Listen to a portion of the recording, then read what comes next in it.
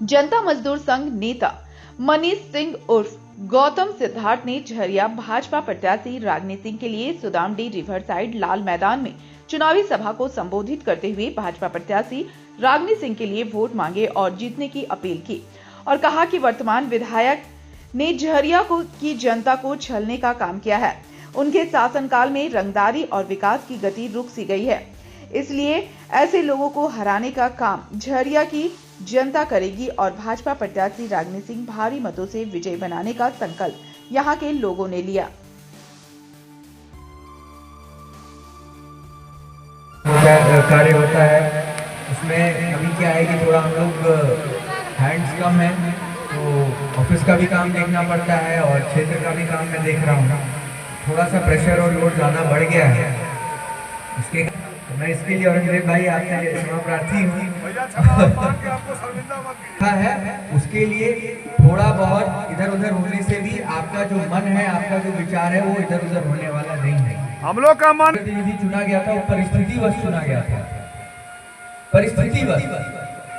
परिस्थिति के कारण किसी कारणवश उनको जनप्रतिनिधि यहाँ पर चुना गया था, क्योंकि पिछली बार मुझे कहते हुए कोई गुरेज नहीं है।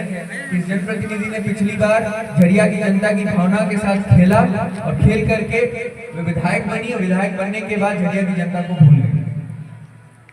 वे लोगों के बीच में जाती थी, 2019 का चुनाव हमें याद है, लोगों के बीच में जाती थी और कहती थी कि भाई हमारे साथ नाइंसाफी हुई है, आप लोग इसका इंसाफ करिए। अब आपके साथ नाइंसाफी हुई है, इंसाफ या जो भी कुछ हुआ, सारी चीजें आपके सामने हैं। एक आदमी पिछले 7 वर्षों से जेल में बिना किसी दोष के है और ये कहती है कि नाइंसाफी हुई। चलिए 1 मिनट के लिए झरिया की जनता ने मान लिया कि लोगों का शोषण करना, दोहन करना, लोगों से फायदा लेना, लोगों को इस्तेमाल करना, एक लक्ष्य इनका ये है और दूसरा लक्ष्य ये है कि सिंह मेंशन परिवार को नेस्तनाबूद करना।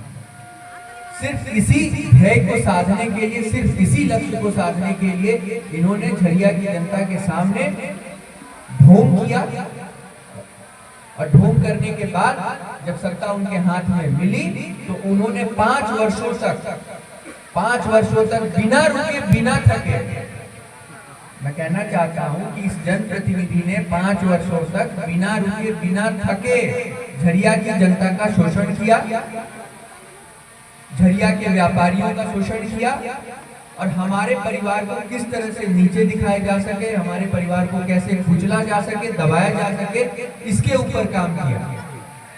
जबकि जनप्रतिनिधि इनको चुना गया था जनता की सेवा करने के लिए। जनप्रतिनिधि जो होता है वो जनता का सेवक होता है, जनता का शासक नहीं होता है। जनप्रतिनिधि चुने जाने के बाद अपने आप को सेवक समझने से ज्यादा इन लोगों ने जनता का शासक चुना, शासक समझा, शासन किया। इन्होंने 5 सालों तक झरिया की जनता की सेवा नहीं की, इन्होंने 5 सालों तक झरिया की जनता के ऊपर शासन किया है। और इसका उदाहरण यह है कि कोई भी छोटा मोटा व्यापारी, कोई चाहे वो कोयले का व्यापार हो, लोहे का व्यापार हो, इन्होंने उसको व्यापार करने नहीं दिया।